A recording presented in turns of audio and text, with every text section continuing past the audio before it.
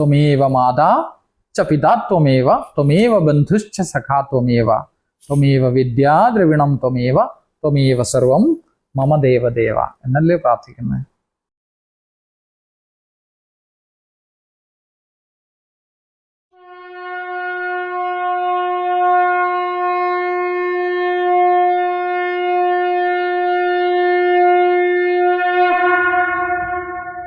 ശരിക്കും ഗുരു എന്ന് പറയുമ്പം ആ വാക്കിന്റെ അർത്ഥവും അതിന്റെ കൺസെപ്റ്റും എന്താ? അതിന്റെ വാക്കിന്റെ അർത്ഥം ഗു എന്ന് വെച്ചാൽ ഇരുട്ടെന്നും രു എന്ന് വെച്ചാൽ അതിന്റെ നിരോധക തത്വമായ പ്രകാശമെന്നുമാണ്. അതായത് മൂലാധാരം തൊട്ട് താഴെയുള്ള സർവ്വലോകങ്ങളും നിറഞ്ഞിരിക്കുന്നവനും മൂലാധാരം തൊട്ട് മേലോട്ടുള്ള സപ്തലോകങ്ങളും നിറഞ്ഞിരിക്കുന്നതുമായ പൂർണ്ണ സത്യത്തെ ഗുരു എന്ന് വിളിക്കുന്നു. അതായത് 14 ലോകത്തിലും ബോധമായി നിറഞ്ഞിരിക്കുന്നവനാണ്. അവന് നിന്റെയുള്ള സകല ലോകങ്ങളെ ഉണർത്താനും നിന്റെ മനസ്സിന്റെ ക്രിയേഷനായിട്ടുള്ള നിന്റെ വിചാരവികാരങ്ങളെ അപ്രത്യക്ഷമാക്കാനും സാധിക്കും. അതിൻ്റെ ഫലമോ ശാന്തി, മൗനം, പ്രേമം, ആനന്ദം. സച്ചിദാനന്ദമായ നീ സച്ചിദാനന്ദമായി തീരും എന്ന് പറയുന്നതിന് അർത്ഥമൊന്നുമില്ലല്ലോ. നീ അത് ഓൾറെഡി ആണ്. നിന്റെ വികാര വിചാരങ്ങൾ മാറിപ്പോകുമ്പോൾ നീ ശുദ്ധസ്വരൂപമായി മാറും. എന്തു വാക്കും ഇവിടെ ഫലിക്കില്ല. അതുകൊണ്ട് ഇതെല്ലാം ഇപ്പോഴും കൺഫ്യൂഷനായിട്ട് നിലനിൽക്കും. എന്നുവെച്ചാൽ പറഞ്ഞ് മനസ്സിലാക്കി തരാൻ പറ്റില്ല. വീണ്ടും വീണ്ടും പറയുന്ന ഒരു കാര്യമേ പറയാൻ പറ്റൂ. പക്ഷെ എത്ര പറഞ്ഞാലും മനസ്സിലാവില്ല. കാരണം മനസ്സും ബുദ്ധിയും കൊണ്ട് കോംപ്ലിക്കേറ്റഡ് ആയിട്ടുള്ള വിഷയങ്ങളെ ഗ്രഹിക്കാൻ പറ്റൂ. ലോക വിഷയങ്ങളിൽ കോംപ്ലിക്കേറ്റഡ് ആയതുകൊണ്ട് അത് മനസ്സുകൊണ്ടും ബുദ്ധി കൊണ്ടും ഗ്രഹിക്കാൻ പറ്റൂ, ഇല്ലേ? ബുദ്ധി കൊണ്ട് നമ്മൾ അതിനെ വിവേചിച്ചറിയുകയും മനസ്സുകൊണ്ട് അതിനെ സങ്കല്പിച്ചും ചിന്തിച്ചും അറിയുകയും അനുഭവിച്ചറിയുകയൊക്കെ ചെയ്യും. ഈ വിഷയം, അതായത് ബോധമാകുന്ന സത്യം, ഈ മനസ്സിനും ബുദ്ധിക്കും പ്രകാശമായിരിക്കുന്നതാ. തുച്ഛമായ മനസ്സും ബുദ്ധിയും കൊണ്ട് എങ്ങനെ ഇതിൻ്റെയൊക്കെ ആധാരത്തെ അറിയാൻ പറ്റും? കണ്ണുകൊണ്ട് സർവ്വതും കാണുമെങ്കിലും കണ്ണിനെ കൊണ്ട് കണ്ണിനെ കാണാൻ സാധിക്കാത്തതുപോലെ ഈ മനസ്സും ബുദ്ധിയും കൊണ്ട് നമുക്ക് ആ ബോധത്തെ അറിയാൻ സാധ്യമല്ല. അതുകൊണ്ടാണ് മനസ്സും ബുദ്ധിയും അഹങ്കാരവും ചിത്തവും ഒക്കെ ഗുരു സമർപ്പണം ചെയ്യുന്നത്. അതിനെ ആകെ മൊത്തം നമ്മൾ മനസ്സെന്ന് വിളിച്ചു. ആ മനസ്സിനെ ഗുരുവിന് സമർപ്പണം ചെയ്യുമ്പോൾ, ഗുരുവിന് അധീനനാവുമ്പോൾ എന്ത് സംഭവിക്കും? ആ പതിയെ മനസ്സ്, നമ്മുടെ ചിത്തത്തിൽ ശുദ്ധി ഉണ്ടാവും. കുണ്ഡലിനി മാർഗം ഇതേ ഉള്ളൂ, വേറെ വഴിയൊന്നുമില്ല. ബാക്കി സാധനാദി പദ്ധതികളൊക്കെ പലപ്പോഴും അഹങ്കാരത്തെ വർദ്ധിപ്പിക്കുകയുള്ളൂ. ഞാൻ അറിഞ്ഞു, ഞാൻ കണ്ടു, എനിക്ക് സിദ്ധികൾ ഉണർന്നു, ദേവതാദി ദർശനങ്ങൾ എനിക്കുണ്ടായി, പലവിധ കാര്യങ്ങൾ മനസ്സ് വായിക്കാൻ, ഫ്യൂച്ചർ അറിയാൻ, പാസ്റ്റിനെ കാണാൻ, ഇങ്ങനെയുള്ള സിദ്ധികളൊക്കെ ഉണ്ടായി വരും. ഇതൊക്കെ അറിയുന്നതോടെ ആ കുഴിയിലേക്ക് വീഴുക. ഇതൊക്കെ മനസ്സിൻ്റെ കളികളും മനസ്സിൻ്റെ ശക്തികളുമാണ് ഉള്ളതാ ഇതൊക്കെ.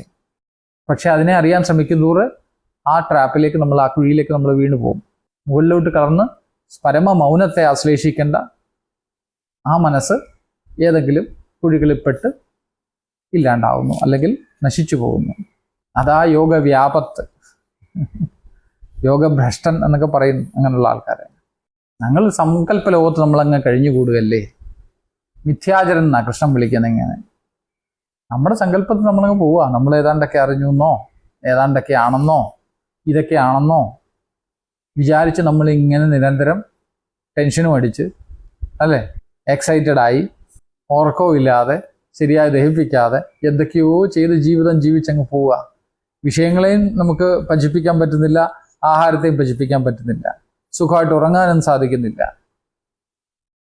സ്ട്രെസ്, സ്ട്രെയിൻ, ആങ്സൈറ്റി, എക്സെൻട്രിസിറ്റി, മാനസികാവസ്ഥകളായ ഇന്നത്തെ സാമാന്യാവസ്ഥ, ഇതൊക്കെ സാമാന്യമായി. അരോഗാവസ്ഥ എന്നൊരവസ്ഥ ഇല്ലാണ്ടായി. രോഗാവസ്ഥയേ ഉള്ളൂ. ഹെൽത്ത് ഡിപ്പാർട്ട്മെന്റ് എന്ന് പറയുന്ന ഗവൺമെന്റിന്റെ വിഭാഗവും രോഗത്തെ പറ്റിയല്ലേ പഠിക്കുന്നത്. ആരോഗ്യത്തെ പറ്റി ആരും പറയുന്നില്ല, സംസാരിക്കുന്നില്ല. എന്ന് വെച്ചാൽ ആരോഗ്യം ഏതാണ്ട് കിട്ടാക്കനി എന്ന പോലെ. അത് പ്രകൃതിയിലൂടെ അല്ലേ കിട്ടൂ. പ്രകൃതി ജീവനത്തിലൂടെ അല്ലേ ഇന്നും സമസ്ത ജീവജാലങ്ങളും അവരുടെ ആരോഗ്യം, അവരുടെ ആയുസ്സും ഒക്കെ സമ്പൂർണ്ണമായിട്ട് ജീവിച്ചു കടന്നു പോകുന്നില്ലേ. മനുഷ്യൻ തന്നെ എല്ലാത്തിലും വിഷം കലർത്തി പ്രകൃതിയെ, വായുവിനെ, വെള്ളത്തിനെ, മണ്ണിനെ എല്ലാത്തിനും വിഷം കലർത്തി മനുഷ്യൻ സ്വയം നശിക്കുന്നു. ഇതിനെ ബുദ്ധി എന്നാണ് നമ്മൾ വിളിക്കുന്നത്. സസ്യങ്ങളിലും ഭക്ഷണ പദാർത്ഥങ്ങളിലൊക്കെ പരീക്ഷണം നടത്തി നമ്മൾ നമ്മുടെ മനസ്സിനെ, നമ്മുടെ കോശങ്ങളെ, നമ്മുടെ ശരീരത്തെ എല്ലാത്തിനും നശിപ്പിക്കുക ഇല്ലേ? ഇത് പുതിയ കാലം. ഇതിനെയൊക്കെ അറിവുള്ള മനുഷ്യർ എന്ന് നമ്മൾ സ്വയം വിളിക്കുന്നു. മറ്റു മൃഗങ്ങളാണെങ്കിൽ തിന്നാൻ വേണ്ടിയല്ലേ കൊല്ലാറുള്ളൂ. നമ്മളോ സ്വസഹോദരങ്ങളെ ചുമ്മാ കൊന്നുകൂട്ടുന്നു. എന്തിനു വേണ്ടി? കേവല അധികാരഭ്രാന്ത്. കരുണയുണ്ടോ? ഭക്തിയുണ്ടോ? പ്രേമമുണ്ടോ? അതുകൊണ്ടാണ് ഈ ഇരുളറിഞ്ഞ കാലത്തെ കാളിയുടെ കാലം അല്ലെ ഇരുണ്ട കാലം, കലികാലം എന്ന് വിളിക്കുന്നു. അനാദിയിലേക്ക് വീണ്ടും ലയിക്കാനുള്ള പ്രകൃതിയുടെ പലായനമാണിത്. ഇവിടെ നമുക്ക് രക്ഷയ്ക്കായി ആ സത്യത്തെ മാത്രമേ ആശ്രയിക്കാൻ പറ്റൂ. അച്ഛനിൽ നിന്നും അമ്മയിൽ നിന്നുമാണല്ലോ നമ്മൾ ഉണ്ടായത്. ആ അച്ഛനും അമ്മയും വേറൊരു അച്ഛനമ്മമാരെന്നല്ലേ? അനാദിയായ അച്ഛനെ ശിവൻ എന്ന് വിളിക്കുന്നു. അനാദിയായ അമ്മയെ നമ്മൾ പ്രകൃതി അഥവാ ശക്തി എന്ന് വിളിക്കുന്നു. അവൾ എന്നിൽ മനസ്സായും ആ അച്ഛനിൽ ബുദ്ധിബോധങ്ങളായിട്ടും നിലകൊള്ളുന്നു എന്ന് മനസ്സിലാക്കിയാൽ ആ അച്ഛനെ അമ്മയ്ക്കും ശരണം പ്രാപിക്കാം. ആ അച്ഛൻ്റെ അമ്മയുടെ പൂർണ്ണ രൂപമാണ് ഗുരു. ഗു എന്നാൽ അമ്മയും, ഗുരു എന്നാൽ അച്ഛനും. ത്വമേവ മാതാ ച പിതാ ത്വമേവ, ത്വമേവ ബന്ധുശ്ച സഖാ ത്വമേവ, ത്വമേവ വിദ്യാ ദ്രവിണം ത്വമേവ, ത്വമേവ സർവം മമ ദേവദേവ എന്നല്ലേ പ്രാർത്ഥിക്കുന്നത്? നീയാ സർവം, സർവ്വതും. എൻ്റെ സ്വത്തും എൻ്റെ ലോകവും എൻ്റെ ശരീരവും എൻ്റെ മനസ്സും എൻ്റെ ബന്ധുക്കളും എല്ലാം നീ തന്നെ, നീ മാത്രം. തൂ ഹി തൂ, തെരി മർജി പൂരൺ ഹോ, നിന്റെ ഇച്ഛ നടക്കട്ടെ. ക്രിസ്തുവും കുരിശെ കിടന്നതല്ലേ പ്രാർത്ഥിച്ചത്? നിന്റെ ഇച്ഛ നടക്കട്ടെ. സത്യം അറിഞ്ഞുകൊണ്ടല്ലേ അങ്ങനെ പ്രാർത്ഥിച്ചത്? എൻ്റെ ഇച്ഛയെ നിന്റെ ഇച്ഛയായിട്ട് ചേർത്താൽ, നിനക്ക് അധീനമായാൽ നിന്റെ ഇച്ഛ എനിക്കൂടെ നടക്കില്ലേ?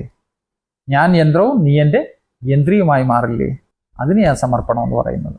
സന്തോഷമായി ജീവിക്കാം. കാലം കഴിയുമ്പോൾ ഈ ശരീരം ഇവിടെ വീണു പോകും. അതിന് സമയമാകുമ്പോൾ അത് വീണോളും.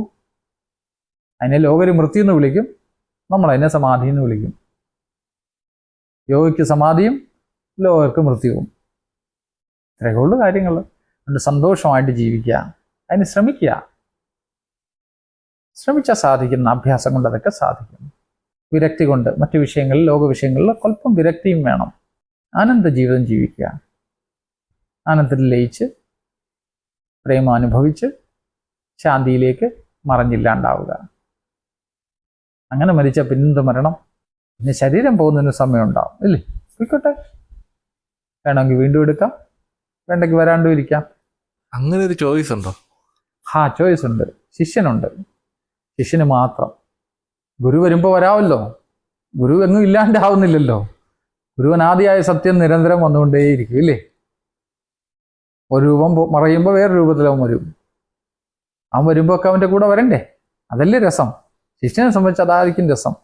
എന്നാൽ ജ്ഞാനൻ പ്രധാനമായ ശിഷ്യൻ പറയും, വേണ്ട, എനിക്കിനി വേണ്ട, എനിക്ക് ആദ്യത്തെ നിന്റെ ആദ്യ രൂപത്തിലേക്ക് മറിഞ്ഞ് നീയായി തീരണം.